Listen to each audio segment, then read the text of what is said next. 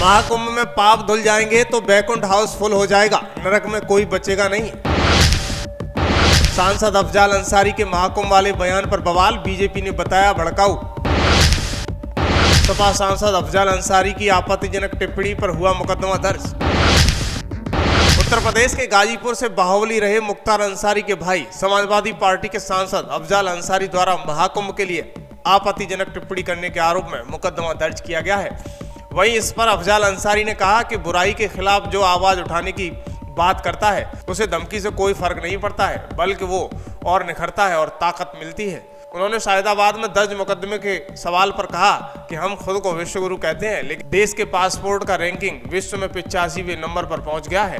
हम विश्वगुरु हैं, लेकिन भारतीय रुपया डॉलर के मुकाबले गिरता चला जा रहा है। अफजाल अंसारी ने कहा कि देश 200 लाख करोड़ रुपए के कर्ज में दबा हुआ है। कर्ज का ब्याज देने के लिए हमें और कर्ज लेना पड़ रहा है। देश की जो संपत्ति है हम उसे प्राइवेट हाथों में बेच रहे हैं। उन्होंने कहा कि रेल विभाग को जो क्षति हुई है उसके लिए रेलवे ने तोड़फोड़ करने वालों के खिलाफ कड़ी कार्रवाई करने का निर्णय लिया है। अफजाल अंसारी ने कहा कि जनता से जुड़े हुए मामलों पर आवाज उठाना उनका कर्तव्य है और सवाल उठने से रोकने के लिए तमाम हथकंडे अपनाए जाएंगे, लेकिन हम उनसे घबराने वाले नहीं हैं।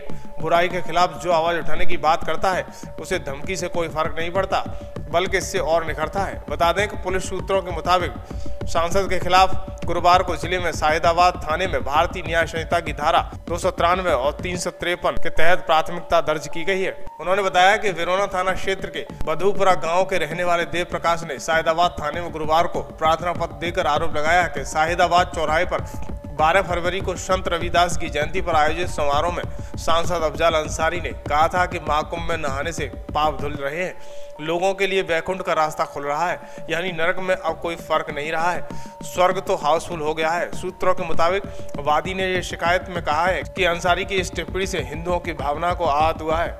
लेकिन आप खुद सोचिए कि अगर आपने कुरान के खिलाफ बोल दिया तो सर तन से जुदा होने के नारे लगना शुरू हो जाएंगे। लेकिन कोई अगर हिंदू धर्म की आस्था के खिलाफ बोल रहा है तो कोई फर्क नहीं पड़ता है। लिहाजा जो भी हो, जिस धर्म का है उस धर्म का पालन करे, न कि किसी धर्म पर उंगली उठाए। आंख से देखा सैकड़ों हजारों की तादाद जो थी वो सब 15-16 साल से लेकर के 20 साल 22 साल सब नौजवान लड़के, और इस तरह का दीवानगी का आलम।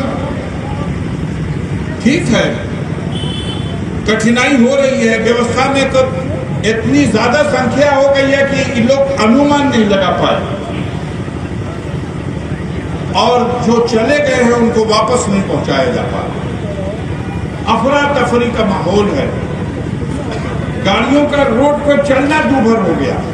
वहां का आलम तो ये है कि आपने सुनाई कचला के मर गए कितने लोग, उसकी सही गिनती आज तक पता नहीं चल सकी। जो लोग वहां से गए लौट के आए हैं वो बता रहे हैं कि अरे भैया गिनला मन का नार भले इतना आदमी मर गए। डंका बज रहा है दुनिया में हमारा, लेकिन हमारे नागरिकों को अमेरिका, अब वो भी ट्रंप साहब जब हो गए वहां के राष्ट्रपति, जो हमारे दोस्त हैं, वो जीतते हैं तो हम कीर्तन गाते हैं, हम उत्सव मनाते हैं, हम यज्ञ कराते हैं, और हमारे नागरिकों को पैरों में बेड़ी, हाथों में हथकड़ी और कमर में रस्सी डाल के भेज दिया। हम विश्वगुरु हैं।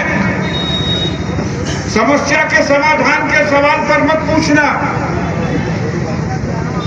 देश पर कर्ज का बोझ 200 करोड़ रुपए से ज्यादा हो गया। प्रधान जी अगर पूछल जाओ कि अच्छा कर्ज लिया बा तो भराई ना, तय भैया किस्तिया भरत हुआ तो ना, किस्तिया भरे भर तो जुगाड़ में के बन पावा, तब बेजवा तो भर दे भैया बाहर। इतना कुल टैक्स वसूलने का बाद हमारे पास क्षमता नहीं है कि जो कर्ज हम ले चुके हैं देश के लिए, वो कर्जा का हम ब्याज भर दें।